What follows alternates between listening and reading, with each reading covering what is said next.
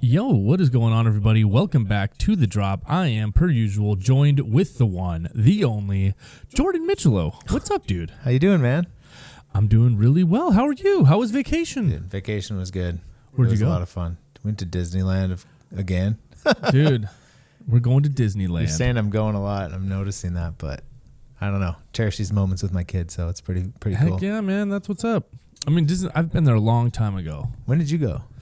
As a kid, I mean, I don't know, probably like 20 years ago now, to be totally honest. Damn. At least, yeah. I bet a lot of it's still the same, but a lot of things have changed too. Yeah, well, no, not quite. What's the Matterhorn? Matterhorn's still there? It is still there. I thought they were getting rid of it. No. Oh, well, there we go. Rode that thing a lot of times. Free chiropractor.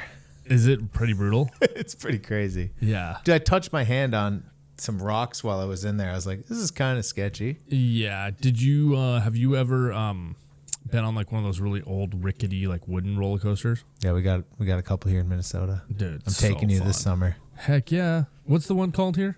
Valley Fair. Valley Fair. That's our theme park here. Yeah. It's kind of budge, but it's I'm cool. super down. I mean, I love rides like that, so I'm totally down. Hell yeah, we'll have fun. Yeah. Well, anyways, guys, welcome. Thank you so much for joining us. Today on the show, we're kind of going to be briefly going over a whole bunch of different topics, whether it's knowing your niche, like where you kind of fit in snowboarding, and then from there, you got to like build your brand, and then finding like the identity that you have within that brand and building your sort of snowboard identity. But before we get into it, I wanted to show everybody, make sure you guys go and check out the website. Website is up and running. We got the latest episode on there.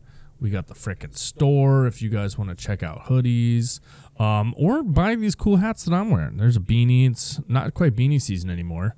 I like this shirt. I think this shirt's kind of cool, dude. The sword catalog. That was the catalog shoot for the Terrier sword. That's pretty sick. I like the dad hat you got. There's the dad hat. Dad hat's sick.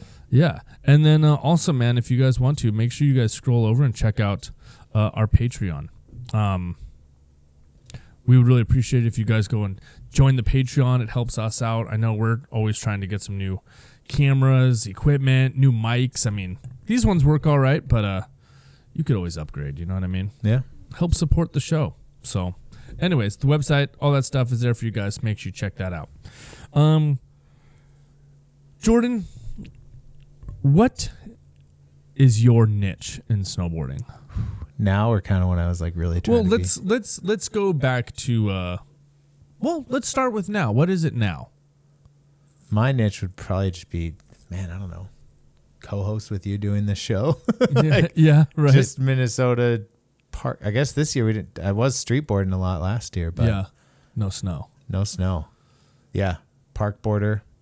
Yeah, right. Like I still wear tight pants and have my own look, I guess, right? Like everyone does, but I don't know. What's your niche? I mean, I would say that I've definitely moved into more of like snowboard, like park, like, I don't know, Instagram really like changed everything for me. It's like, I don't know. I've done a lot of like, it's weird because when you kind of look at what gets results, and by results, I mean like clicks, like doing your job as a pro snowboarder, right? It's about selling a brand. What's the best way to sell the brand is to get more eyes on it. So what gets the most amount of likes? What gets the most amount of views? It seems to be a goofy thing a lot of times. Yeah. Right. I mean, sometimes, but also it's like, my niche nowadays has mostly become filming like just park stuff, because for me, it's like, it's not really worth the risk anymore for me to like go and try some really heavy like street stuff. Yeah. I don't get the results that I used to get from that, but also like, it's not even going to get as much love and much likes or things like that as doing something sick at Highland per se. So my identity more so now for sure, or my niche nowadays is more so kind of going fast, riding, bigger gaps, things like that, but mostly like in the terrain park and mostly just at the local mountain. Yeah. So long-winded answer. Yeah, it's my niche. You're the gap guy at the resort. I think it's kind of sick. I try to be the gap guy. Yeah. I mean, especially like Boreal and where there's bigger gaps for sure. Yeah. Like it's kind of tough here because you just can't get enough speed, like, dude, you're snowboarding down like a driving range. Yeah. Like I mean, it's actually probably shorter. Like Highland top to bottom is probably shorter than like most persons drive. I seriously think it used to be a driving range, and then they probably learned that it didn't really work out. Yeah. feel like, unless I dreamt that up. But yeah, I mean, I've hit gaps where I've like clocked myself and I'm going like 58, 60 miles an hour into it. And then like, I think I went to see how fast I could go at one of the resorts here, and the fastest I got to was like 47. So I couldn't even go fast enough to do some of those bigger gaps. See, and that's the thing too, like where that would maybe be the video that goes viral on TikTok or Instagram, right? Like, let's see how fast we can go. Yeah, I mean, top I to have bottom one. on this. Yeah. And that seems... It's one of my most viewed videos, and all it is me, hey guys, let's see how fast we can go down this run. And it's me going like 64 miles an hour or something like that at Boreal. And it's just me straight lining. Huh. And I think one of the reasons it like went viral, or not, I mean, snowboard viral, you know, it's not like, doesn't have like 10 million views or something, but yeah, we're in a small world here. Yeah. But I think one of the reasons it got so popular was because so many haters are like commenting like, that wasn't 60. That wasn't even close to that fast. And so it has like this whole like comment section of like people hating. Yeah. You were but saying because that, of it, right? Yeah. But because of it, like the algorithm sees that people are like interacting with it. So it like continued to do well. You told me that, I think last winter, you're like, I don't know, I'm just going to say like biggest backflip of my life, something like that. Yeah, I always like, just put little lies on there because people naturally will just like one time I posted like a 540 and I was like, dopest 900 I've ever landed, you know? And the comments like, that wasn't even close to a 900. Yeah. Dude, but because all these people are like correcting you and want to hate on you, like it just boosts your video because all the interaction it gets. Yeah. Which is pretty funny. And then, you know, double the comments by responding. And so you're just like, of your what would you call it? And then they, you know, respond to their comment with another question. Like for example, like, oh, sickest 900 I've ever done. And they're like, that wasn't 900, that was a 540. And you're just like, that was a 540 question mark? What do you consider a 900? And then now they comment back. And so now you just took that one comment, turned it into 3. Dang. And yeah. I'm not checking the comments. That's my niche, dude. Commenting back on TikTok. That's videos. your niche. The comment back guy. Yeah. Well, okay. There used to be a bit more of like a niche though, right? I think like if you go back 10, 15 years, I guess, when we were filming video parts. Yeah. So what would your niche have been 10 years ago? 15 years ago? 15 years ago?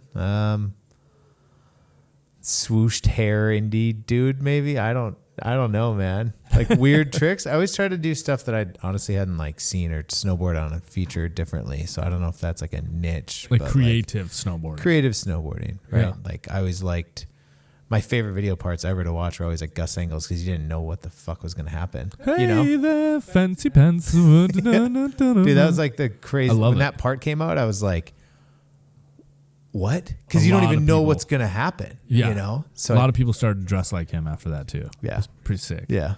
Yeah. No, for sure. I mean, I think you definitely had a niche. For sure. Fit into that kind of creative, like, I don't know, weird stuff. I think one of the best video parts I got to film was when I had a friend that was very, like a filmer friend who was like, what thing can we do? So we'd like kind of be like, you could maybe bank off this to do that to this. To, you know, and that was a lot of fun. Yeah. I mean, but your niche, are we going to go into the, I mean, should we certainly, go Tech 9 or should we start before that? So Tech 9 was already a niche, and we can kind of get into like growing your brand and your snowboard identity and all that stuff in a second here. But yeah, I mean, Tech 9 already had a niche as far as like their videos go. Like the videos, especially at that time in snowboarding, it was really big gaps, really big closeouts, really like bigger features. So everybody on Tech 9 and in those videos kind of already was in that niche, but then there was your own niche within Tech 9 or within the brand. And so for me, it was kind of nice because I fit. Tech 9 might not have been my most, what people thought would be my niche in my brand, but when I saw myself in Tech 9 as like the metal, long hair, rock and roll kind of dude, I fit the niche within that brand. And so kind of, going into like growing your brand and then your snowboard identity and knowing your niche, like I saw myself as the metal guy within this thing, and that metal identity that I had was kind of what I built that brand on. I mean, like even I have like a Nomis ad of me going like, you know what I mean? Like it was all sort of part of this thing. I remember my team manager from Arnett at the time, when I did like shave all my head off, or shave all my hair off. Yeah. Dude, he called me and was like, "What did you just do?" Because my long hair and like that rock and roll sort of thing was my identity, you know? So it's kind of interesting. But And then what does it go to when you were bald? Was he like, because I know the team manager, but is he like, dude, you look like a skinhead, or like what? Like, no, he didn't say that. I mean, luckily I didn't bick it. did you get a wig? No, You should have got a wig. I mean, that brand ceased to exist pretty quickly after that anyway. So Could it have been? Huh? Could it have gone away because you cut your hair? That was it, dude. That was definitely it. That whole entire brand was based around me for sure. No, but I honestly, man, when I saw, because Tech 9 always had these like kind of hip hop influenced style snowboarders. Yeah.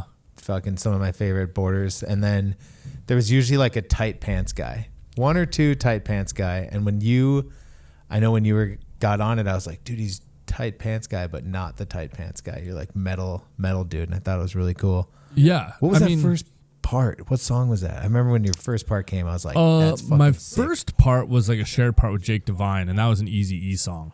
But then my full part the next season was Pentagram by I want to say Pentagram by Pentagram, like yeah, dude, but it never Pentagram. It fit like it was sick. Like I was fucking stoked for you when that came up. I actually watched that part the other day, and it was like, I forgot how much like footage I actually got that year. Like it was a pretty good little video part. I was pretty hyped on it. But, well, to the risk reward, I mean, back then it was like you go and film 15 to 25, maybe 30 clips if something crazy and scary. And yeah. Now it's like, just go to the resort.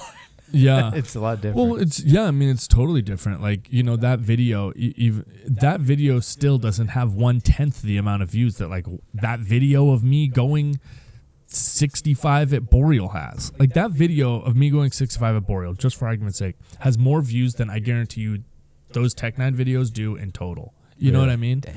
Like if you really think about it, like 200,000 views, 25,000 likes or whatever it has, like, dude, I bet you that full video online probably doesn't even have 10,000 views for the full video. So I don't know. Who knows, man?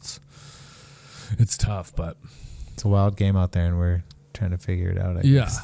But anyway, going back to like snowboard identity and growing your brand, and especially knowing your niche, I think one of the reasons I wanted to kind of talk about this was not necessarily about what our journey was or what our niche was, but let's say that you are an up-and-coming snowboarder and you're trying to find your way in your niche and what sort of steps you should do. I think one of the best things for me personally, like if I were to recommend to a kid, is like knowing your niche. Like if you live in Minnesota, are you going to be a half pipe rider? Not anymore. They don't really have many. Exactly. So I don't know, do you want to elaborate a little bit on like what a good way to like, what do you think like a good way of like knowing your niche is or where you want to be would be? Yeah, I mean, I think honestly, like first and foremost, like figure out what you really enjoy. Oh man, I really like, because I did half pipe, I did slope style, like I love that stuff. You know what I mean? But then you're like, I found my thing, and that was like street snowboarding. I think for any kid now, like figure out what your thing is that you enjoy the most, and just kind of lean into that. Take your influences that you really enjoy on other riders, right? Like you don't want to carbon copy someone exactly, right? Like we've seen that from snowboarding to skateboarding often, but like, I don't know, take your little influences and figure that out. And then I think if you fit into a brand or whatever that is, then people are stoked on that, and they're going to maybe want to work with you. Like, oh, that dude's true to himself. I think that's really important. Yeah. I mean, one of the things I wanted to write down on our little like show notes was look in the mirror, like knowing and asking yourself, well, two things, first of all, there's two ways to also look in this light. Like, are you trying to be a professional snowboarder and knowing like, what does that entail, right? Like, do you want to be a pro boarder? Okay, I need to be posting media stuff. I need to be posting Instagram clips. I need to be representing the brand that I ride for. But if you're going to be passionate and represent a brand that you want to ride for, then you're going to have to know where you fit in, right? Yeah, where you fit in. And then also like there's also other skills that I think you need to figure out too. For like sure. Getting photos, like lining up, getting that stuff, video, editing, You know what I mean? Like I think crew. that's Yeah. It's just it's quite a bit more, I think. Yeah, and so like kind of going back to that or going to that like knowing your niche. It's like if you obviously like I can take a look at myself in the mirror right now and say, yeah, I'm not going to the Olympics in slopestyle because there's no way I'm learning all 4 quad cork 1800s tomorrow or in the next 10 years. And if you're a kid in I don't know, let's just say if you're a kid that only rides Elm Creek, right? Like there's literally, it's basically pretty much impossible. Well, it's impossible for you to learn quad corks at Elm Creek. So are you going to learn or be able to have the means to go somewhere else? And if that's not the case, then guess what? Maybe slopestyle's not your thing. Or maybe it's not. I mean, you can't learn to ride half pipe if you only ride Elm Creek because Elm Creek doesn't have a half pipe, right? Yep. So you need to look at yourself. Creative borders coming out of there. Yeah. And you need to just look at yourself in the mirror like, what? I'm not going to be able to be a half pipe rider, so what else does that leave me? Or what else do I want? And usually you're going to find something that, you know, you do like streetboarding, you know?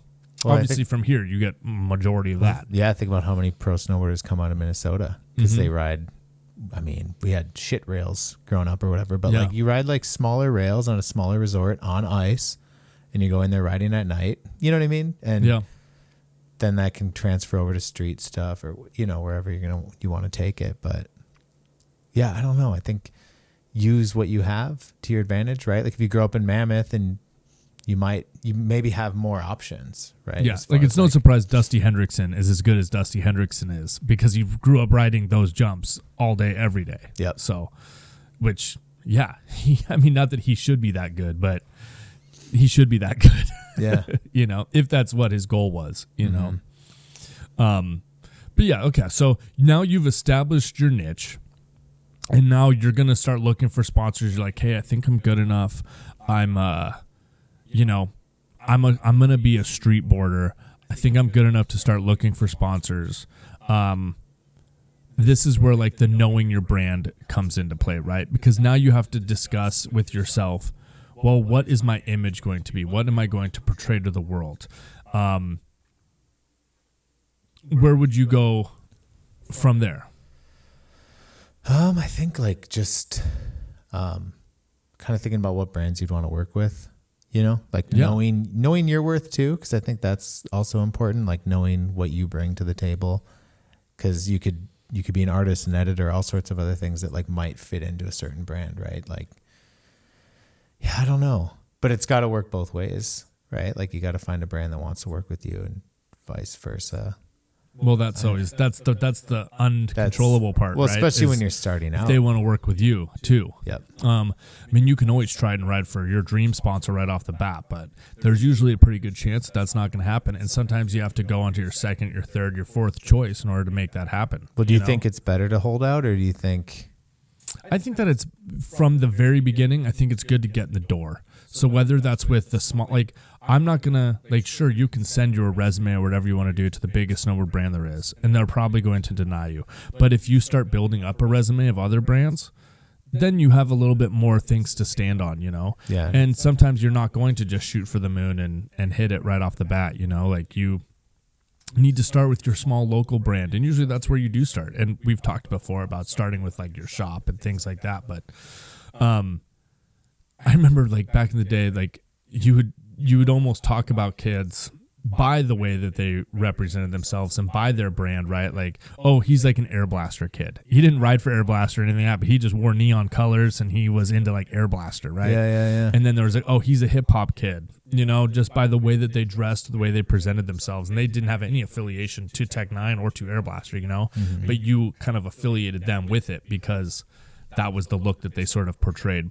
Yeah. And that was the brand that they were representing, and the identity that they were trying to portray, you know? But, like, you know, I got to say, like, I saw a lot of kids like that we'd be like, oh, there's a Tech 9 dude or whatever, and they ended up riding for other brands, and they kind of grew that brand into what their whole thing was, you know, which is pretty cool and powerful, I think, to see. Well, I mean, perfect example, Justin Benny, right? Like, Justin Benny was, like, super hip-hop.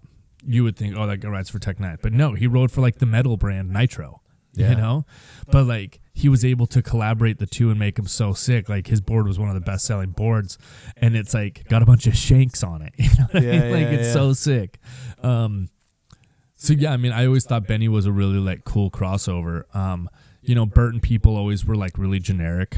I always kind of thought, you know, obviously there's exceptions, but when I think of like kids that rode for Burton, especially like locally, it was like, oh yeah, that guy definitely wears outerwear when he hits street spots. Yeah. You know what I mean? Well, I mean, even going to like, I know RP was on the show last week and like he was on Burton. Yeah. You know, and he's created his own brand, which I think is so cool to see now. Rad, like, like he is his own thing. Yeah, you know? And he's literally like found his niche, is growing his own brand, literally, and has a snowboard identity attached to that brand. You know, it's like he's like a perfect living, breathing example of like this topic. Yeah. Or these topics, I should say. Yeah, I mean, I don't know. I think it's really interesting. I think it's like you want to go somewhere where you fit in because you're also going to be more passionate about that brand. Like if some brand that you are not interested in is like, hey, we want to put you on the team or we want to do whatever, and you're like, sure. But like the problem with that is like then your heart's not in it, and then you don't want to be affiliated with it, and then you're like, oh, hey, we're doing this event or we're doing this, like we're turning screws at this demo. You're going to be like, I've got something else going on. You know, like you're not going to be involved with it. But then say it's like, you know, even if it's for less, like say that you have a brand that they can't really do much for you, but you are just so into them. Like maybe in the long run, there's a good chance it could work out, you know, and you could grow with the brand for sure, being a smaller brand. Yeah. So I don't know. I mean, I think just knowing where you want to be is crucial, especially nowadays, because I feel like those big paychecks, like more often than not, back in the day especially, you were willing to settle for a different brand because the money was better, you know, or the money was good. So you were willing to sort of sacrifice a little bit of your of your personal brand identity in order to fit another brand's identity. Yeah. Because they're going to give you a little more cheddar. Yep. So you talk yourself into like, oh, it's good. Yeah. It's cool. They got one thing that works on their line, and so that kind of made more sense back then, right? But like nowadays, like I don't know 100%. I don't know what kind of contracts people are getting nowadays, but it seems like the money has dried up a little bit. And so I think now more than ever, it's important to stick with those brands that you actually care about, because you might not even get a paycheck or something better from another brand by settling with another brand, you know? Yeah. And depending on what you want to do, I mean, if you're trying to like, this supports your life, like, you know what I mean? Like that's a bit harder. And I think that's why you're seeing, I don't know, more people just riding for brands that they enjoy. Cause you could just ride for, you know, I can think of like 10 board brands that I would like love to ride their boards, you know? And it's like, if you had an affiliation with them, you're going to do more work for them. You're going to edit videos, do stuff for a brand like that, rather than, oh, this like whatever company I'm not excited about that's paying me a little bit, maybe. I don't know. Well, and just think about this. Think about the shared collaboration between you and that brand, right? Like if you're going to like bust your butt making an edit, knowing that they could really care less and they're not going to repost it, they're not going to care about it, it's whatever, then you're probably not going to try and edit it that hard. But if you like have a really fire edit that you've like spent time on and that you care about, and then you hit up your brand that you ride for and you're like, hey guys, you down to collab on this? And like, yeah, let's do it. This is sick. That's going to make you feel way better about posting that video than not, you know? So yeah, I mean, I think brand partnerships nowadays, whether it's being paid or not, is just, in fact, probably more crucial now than ever, because you want it to be something that you're stoked on, you know? Yeah. But I think based on the relationship too, like, yeah, you're going to want to do more like working with your friends. You know what I mean? Like, yeah. Like we talk about, oh, let's do this video, like blah, blah, blah. And it's like, I'm going to put more work into that because I'm excited because you're my friend and we're doing something. Yeah. You know what I mean? But like, I definitely rode for some weird shit back when I was like younger, where they like paid for my contest fees and like, yeah, I was never like stoked to be like, hey, we got to get a photo for the thing. And it's just my friends like, dude, this is fucking so lame, you know? And it's like, yeah, that kind of sucks. So like, yeah. Yeah. But if you need some of those things to help support you, I guess, along the way, like, Yep. who's going to be mad at you for taking the $500 or $1,000 or whatever, you know? Yeah. I mean, and also like you just, again, like kind of looking at yourself in the mirror, like is getting $500 one time like worth giving up something else that you have that you really are passionate about? Yeah. Like, because then you're gonna be kind of pigeonholed into like, that. I mean, let's just use brands right now. Like right now, like would I rather ride for Death Label for pennies or whatever? I'm not going to disclose like what I get or what I do, but Come on. let's just call it pennies. You know what I mean? And Burton comes along and says, we're going to give you 25 cents more on top of those pennies. Like, am I willing to leave Burton to be a nobody? Huh? You mean leave Death Label? Would I leave Death Label for Burton? Would I go to this even though I know that I'm not going to get nearly as much love or nearly as much care or nearly as much passion behind what I want to do at a big brand like Burton? Like, no, I wouldn't. Why? Like, just for a little bit of extra pennies? Like, and when I mean, we can talk more now. If it's like they want to give me like an extra $5,000 a month, yeah, totally different situation. But if it's like, hey, we're gonna give you $1.10, but Burton's gonna give me $1.13, like that's not worth it to me to leave what I have that's really great. Yeah, someone you want to work with. Yeah. That's it. That's like relationships. You know what I mean? Totally. Like you have those relationships with the real people, you know, behind that for sure. You know, would and much rather work for. Yeah, and that's not saying if Burton is your brand and Burton is a company you're super stoked on, Burton is a brand you want to be riding for, then dude, do that. Second board I had was a Burton. I was stoked. I used to ride a bunch of. I used to ride the Dominant slick with like the edge that went in. Oh yeah, I remember that couldn't thing. Turn on it. Damn. Yeah, the board was kind of. Mine is a Burton. Not gonna lie, twin. it was kind of junk. I broke all of them. Like I broke one, sent it in, broke it, sent it in, broke it, sent it in. They sent me the next year's model. I sold it online. Nice. I was just like, dude, I had a Burton twin, lasted me 2 years of just on that thing, 10 hours a day. Like, yeah, well, maybe that's why I feel like if you can get through like the first like 10 times of snowboarding with a snowboard, that once it like breaks in and it's good to go, that it's like way harder to break. Yeah. It's like those fresh, crispy decks that are like that's true. Easy to snap. Yeah. Like those things will just, they're just like, they're more brittle, you know? That's true.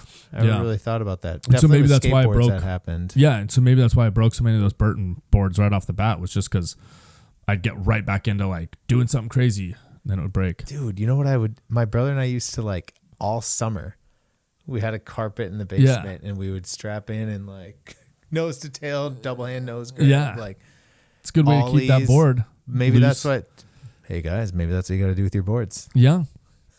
I mean, dude, right when I get my boards out of the plastic, I like try and flex them so hard.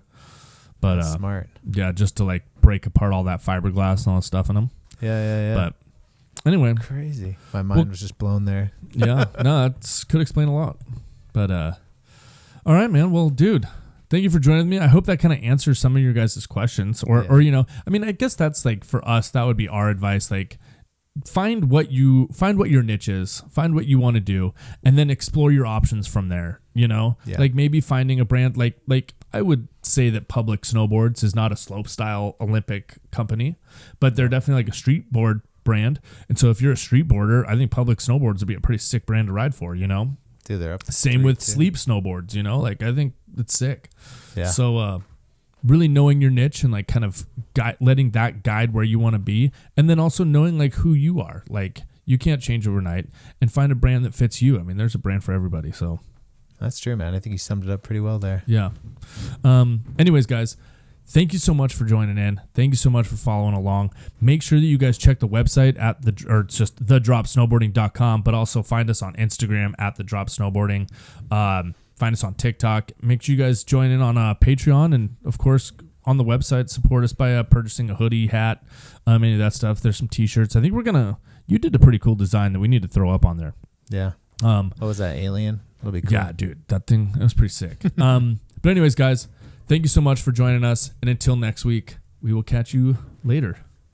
See ya. Bye, Jordan. Later, Great to bud. have you back, dude. Yeah, man. Stoked to be home. See you, man. Adios.